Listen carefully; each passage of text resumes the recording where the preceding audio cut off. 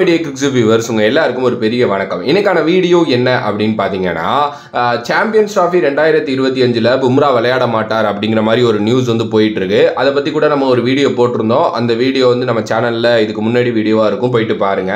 S, அவர் வந்து பாத்தீங்கன்னா ஐபிஎல்லையே first few games விளையாட மாட்டார் அப்படிங்கிற மாதிரி தான் நியூஸ் போயிட்டு இருக்கு. பார்டர் கவாஸ்கர் டிராஃபி 2024-25ல வந்து பாத்தீங்கன்னா அவருக்கு ஒரு சின்ன இன்ஜுரி வந்து ஏற்பட்டுச்சு. அந்த பேக் ஸ்பாசம் அப்படின்னு சொல்லப்பட்ட இன்ஜுரி வந்து இப்ப கொஞ்சம் சிவியரா இருக்க மாதிரி வந்து சொல்லப்படுது.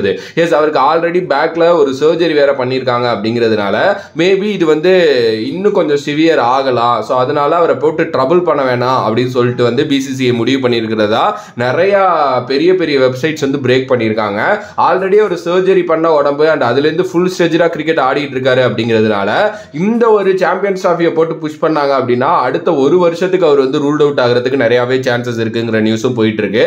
அதனால மேபி பும்ரா வந்து வரமாட்டார். அதே நேரத்தில் இவருக்கு வந்து அந்த டைம்ல சர்ஜரி பண்ணது நியூசிலாந்துல இருந்த ஒரு டாக்டர் திருப்பி அவர்கிட்டே கன்சிடர் பண்ண அனுப்ப போறாங்க பிசிசிஐ அப்படிங்கிற நியூஸும் ஒரு சைடு போயிட்டு இருந்துச்சு. ஸோ ஓவராலா இப்போ அவர் வரல அப்படின்னா கண்டிப்பா இந்தியாவுக்கு அது ஒரு பெரிய ட்ரபிளா தான் வந்து மாறும். அதுல மாற்று கருத்தே கிடையாது. சரி, ஓகே, இப்போ பும்ரா இல்ல அப்படின்னே வச்சுக்கோ, பும்ராவை ரீப்ளேஸ் பண்ண போற பிளேயர் யாரா இருப்பாங்க அப்படின்னு சொல்லிட்டு தான் இந்த வீடியோல நம்ம பேச போறோம். ஒரு சில ஆப்ஷன்ஸ் நான் எடுத்துட்டு வந்திருக்கேன். ஃபுல்லா பார்த்துட்டு உங்களோட கருத்தை சொல்லுங்க. ஃபர்ஸ்ட்லி வந்து பாத்தீங்க அப்படின்னா முகமது சிராஜ். ஃபர்ஸ்ட்லி இந்த முகமது சிராஜ் எப்படி இந்த டோர்னமெண்ட்ல ஸ்குவாடில் இல்லைங்கிறதே வந்து எனக்கு தெரியல. ஏன்னா அவர் ஓவராலாவே நல்லா ஐசிசி டிராஃபிஸ்ல பண்ணியிருக்காரு. பட் ரோஹித் சர்மா சொன்ன ஒரு வார்த்தை என்ன அப்படின்னா, பால் ஓல்ட் ஆகுறப்ப அவரை எங்களால் பெருசா யூஸ் பண்ண முடியல, அவரை வந்து போட்டு அடிச்சு போடுறாங்க அப்படிங்கிற மாதிரி அவர் சொன்னாரு. அது ஆக்சுவலி கொஞ்சம் உண்மையும் கூட தான், அதையும் நம்ம மறுக்க முடியாது. பட் இப்போ பும்ரா இல்லை அப்படிங்கிற பட்சத்தில் முகமது சிராஜை எடுத்துட்டு போறது ரொம்ப நல்லது. ஏன்னா அவர்கிட்ட ஒரு நல்ல எக்ஸ்பீரியன்ஸ் இருக்கு அப்படிங்கிறதுனால கண்டிப்பா அவரோட எக்ஸ்பீரியன்ஸ் வந்து கை கொடுக்கும் அப்படின்னு நான் நினைக்கிறேன். ஸோ முகமது சிராஜ் ஃபர்ஸ்ட் ஆப்ஷனா இருப்பாரு. ரெண்டாவது பார்த்துக்கிட்டீங்க அப்படின்னா ஹர்ஷித் ராணா.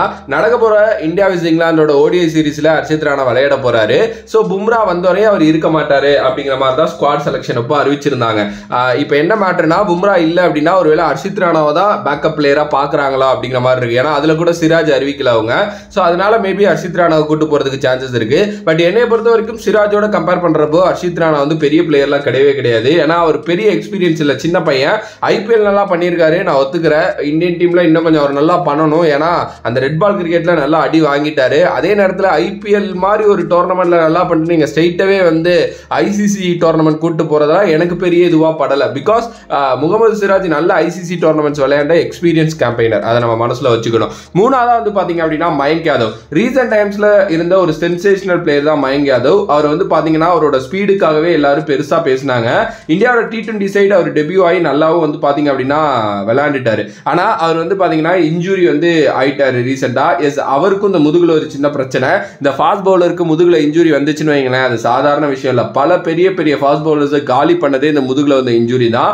எஸ், மயங்க் யாதவ் ஒரு மேட்ச் விளையாடுவாரு, இன்னொரு மேட்ச் முதுக பிடிச்சிட்டு போய் உட்கார்ந்துருவாரு, இப்படிதான் இருக்கு. பட் ஆனா மயங்க் யாதவ் ஒரு நல்ல பொட்டன்ஷியல் பிளேயரா பாக்குறாங்க. ஏன்னா ஈஸியாவே அவரால் 150 கிளாக் பண்ண முடியுது. ஸோ இவர் மேபி கூட்டிட்டு போனா ஒரு எக்ஸ்பெக்டரா அமைறதுக்கு நிறைய சான்சஸ் இருக்கு. நல்ல வேரியேஷனும் வந்து பாத்தீங்கன்னா வச்சிருக்காரு, நல்ல பேஸ் இருக்கு இவர்கிட்ட. ஸோ அதனால வந்து பாத்தீங்கன்னா கொஞ்சம் எனக்கு தெரிஞ்சு இம்ப்ரெசிவா இருப்பாரு அப்படின்னு நினைக்கிறேன். ஏன்னா லிஸ்டிய கிரிக்கெட்ல 34 விக்கெட்ஸுக்கு மேல வந்து எடுத்த ஒரு பிளேயர், நல்ல ஒரு ஆவரேஜ் பவுலிங்ல அவர் வச்சிருக்காரு. எஸ், ஆப்வியஸ்லி துபாய் மாதிரி கண்டிஷன்ஸ்ல சூப்பரா சூட் ஆகுற ஒரு பிளேயர். மேபி மயங்க் யாதவ ஒரு எக்ஸ்பெக்டரா பார்க்கலாம். அதுக்கப்புறம் வந்து பிரசித் கிருஷ்ணா, எனக்கு தெரிஞ்சு இவர் பேரை கன்சிடர் பண்றதுக்கு நிறைய சான்சஸ் இருக்கு. ஏன்னா பிரசித் கிருஷ்ணா வந்து ரொம்ப நாளாவே இந்த இந்தியன் செட்டப்ல இருக்காரு. ஸ்டில் இவர் ஒரு இன்ஜுரி ப்ரோன் தான். இன்ஜுரிஸ் இருந்ததுனால தான் இவரால் பெருசா வரவே முடியல. பட் ஆனா ரீசெண்ட் டைம்ஸ்ல வந்து பாத்தீங்க அப்படின்னா அவர் வந்து இந்த பிஜிடியோட கடைசி அந்த இது விளையாண்டாரு, ரொம்ப நல்லா பண்ணாரு. ஆக்சுவலி ரொம்பவே நல்லா பண்ணாரு. அண்ட் கிட்டத்தட்ட 17 ஓடிஐ விளையாண்டுருக்காரு அப்படின்னு நினைக்கிறேன். அண்ட் 29 விக்கெட் எடுத்திருக்காரு. எஸ், கிட்டத்தட்ட 113 விக்கெட் லிஸ்டிஏ கேம்ஸ்ல வந்து பாத்தீங்கன்னா 67 கேம்ல எடுத்திருக்காரு. ஒரு விக்கெட் டேக்கிங் எபிலிட்டி அப்படிங்கிறது பயங்கரமா இருக்கக்கூடிய ஒரு பிளேயர். ஸோ அதனால பிரசித் கிருஷ்ணா மேலேயும் கொஞ்சம் கண் வைக்கிறதுக்கு நிறைய சான்சஸ் இருக்கு அப்படின்னு நான் யோசிக்கிறேன். என்னைய பொறுத்த வரைக்கும் பிரசித் கிருஷ்ணா ஒரு சூப்பரான ஆப்ஷன். ஏன்னா அவர் வந்து ஒரு ஹிட் அண்ட் டேக் பவுலர், ஒரு நல்ல ஸ்கிட் பண்ணக்கூடிய ஒருத்தர், நல்ல ஹைட் இருக்கு, நல்ல வேரியேஷன்ஸ் கொடுப்பாரு. மேலேருந்து பால் டெலிவர் ஆகுறப்ப நிறைய பேட்ஸ்மேன் தான் அதை விளையாட முடியாது, கஷ்டப்படுவாங்க. ஸோ பிரசித் கிருஷ்ணா எனக்கு தெரிஞ்ச ஒரு நல்ல ஆப்ஷனாக இருப்பாரு அப்படின்னு எனக்கு தோணுது. ஓகே, இவ்வளோ பேர் நம்ம பவுலர் சொல்லிட்டோம். பட் ஆனால் இன்னும் ஒரு எக்ஸ்ட்ரா ஒரு பூஸ்டப்பாக போகலாம், ஒரு ஆல்ரவுண்டர் எடுத்துட்டு போகலாம் அப்படின்னா நிதிஷ்குமார் ரெட்டி. பட் அவர் இப்போ ரீசெண்டாக இன்ஜுரியில் இருக்காரு. ஆப்வியஸ்லி வந்து அந்த இன்ஜுரி நமக்கு தெரியும் எந்த அளவுக்கு போயிட்டு இருக்கு அப்படின்ட்டு. பிகாஸ் அவரால் திரும்பி இப்போ ரீசெண்டாக வர முடியுமா அப்படிங்கிறது வந்து தெரியல. பட் அவர் எம்சிஏல தான் இருக்காரு. மேபி இன்ஜுரிலாம் கிளியர் ஆயிருச்சு. ஏன்னா இன்னும் ஒரு 1 மந்த் பக்கம் 1 மந்த் கூட இல்லை. ஸோ அதுக்குள்ளே வந்து அவர் கிளியர் ஆகிட்டார் அப்படின்னா நிதிஷ்குமார் ரெட்டியை கூப்பிட்டு போகலான்னு கூட யோசிப்பாங்க.